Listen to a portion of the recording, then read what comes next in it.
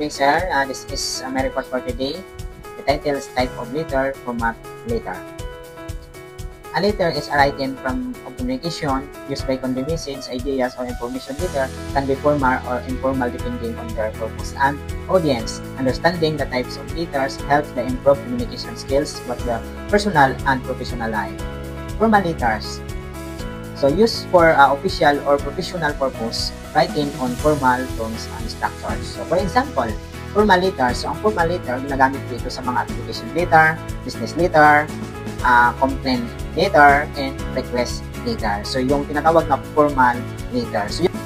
So another types of letter, informal letter, used for a professional communication with friend and family, tones by friendly and conversational. So for example, friendly letter. So yung friendly letter, dito po papasok yung informal letter. So thank you letter, invitation letter, congratulatory letter. So yan po ang ginagamitan ng informal letter. Kung may mga invitation, may thank you letter na natanggap kayo, yan po ay isa po yan sa tinatawag na informal letter. Another of types of letter is semi-formal letter, used by the situation and require respect but not strict formality. So commonly addressed to teacher, community, leader, or acquaintance.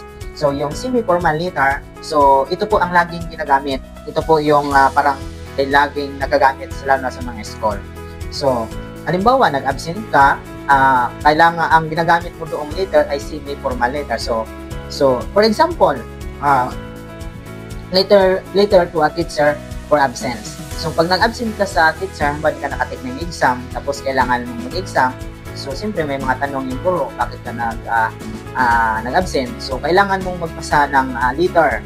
Nakalagay doon yung mga reason. Ang tawag po doon ay formal and semi-formal letter. So, and another example, letter to a barangay, letter to principal for permission. So, yan po yung mga example sa mga semi-formal letters.